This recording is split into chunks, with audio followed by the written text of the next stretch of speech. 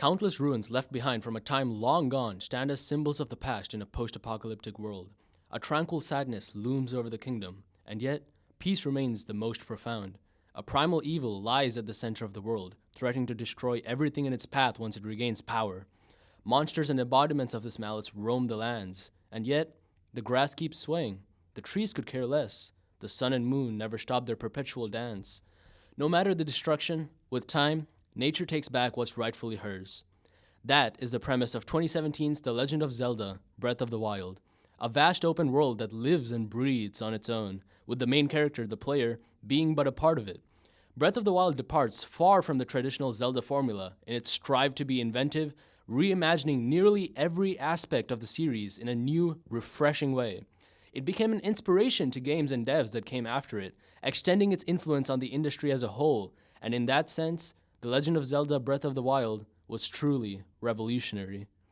And yet, while their leap of faith certainly worked surprisingly well for their first try, ultimately flaws do slip through the cracks when it comes to a game of such sheer magnitude. Akin to a first-generation piece of technology, Breath of the Wild gives us a new and innovative experience, but also clearly has room for improvement for future installments to be more refined. In this part of my retrospective, I want to focus on what is possibly the best part of this game: the opening. You wake up in an ancient tomb surrounded by glowing symbols and subtle fog. The place is dark, eerie, alien even. The pitter-patter of your footsteps are the loudest sounds in the room, and you don't remember who or where you are. All you know is a mysterious voice in your head guiding you to pick up the Sheikah slate and unlock the doors of the chamber.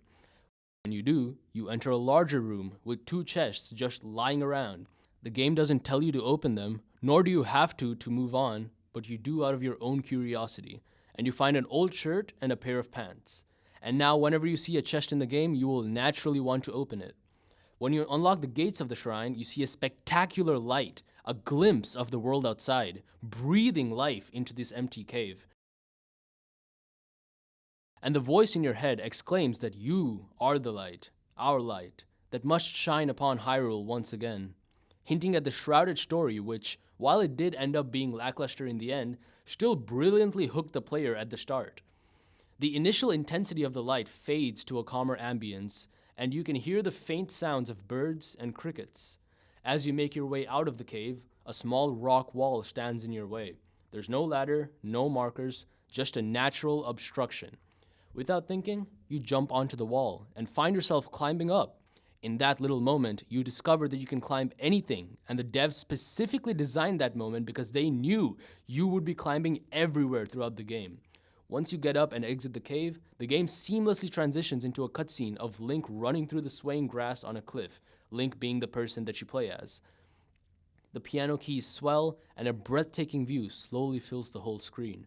In that one visceral moment, the entire world is presented to you as yours. The game tells you that this is your journey. It is an incredible premise paint. The around an hour or so part of the game that immediately follows that opening is an epitome of game design. The Great Plateau, the area that you start your adventure in, organically introduces the game and its mechanics to the player. Breath of the Wild emphasizes player agency everywhere, and even in this tutorial-like area, your actions are yours alone. The game simply uses subtle nudges to guide you on the right path, never preventing you from doing anything that you set your heart out to do.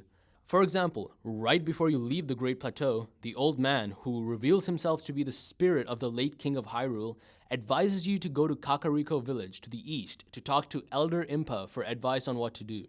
And then he points to Hyrule Castle, where Ganon, the big bad evil of this game, manifests to remind you of your ultimate end goal. He then gives you the paraglider, which lets you glide off the Great Plateau and into the world of Hyrule to officially start the game. Every player faces an invisible choice at this exact spot at the top of the Temple of Time.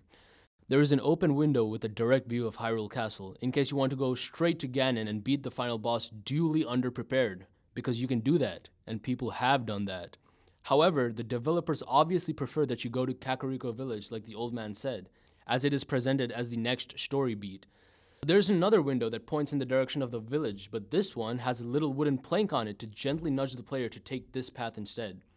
And of course, you can always just go back through where you came from and continue exploring the plateau.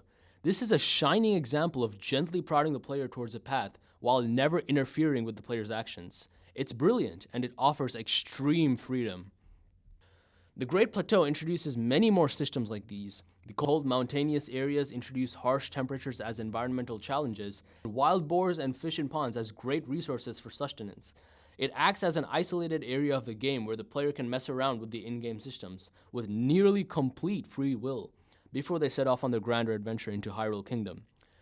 It constantly reinforces player freedom above all, letting you do whatever you want so you find out the consequences or rewards yourself. And the times it does try to nudge you in the right direction, it is so subtle that you don't even notice the developer's invisible hand affecting you. The starting area is akin to a playground. The developers want you to climb up the ladder, but you can also run up the slide and you will end up in the right place anyway. The Great Plateau never feels like a tutorial, and that is precisely why it is one of the greatest tutorials ever made.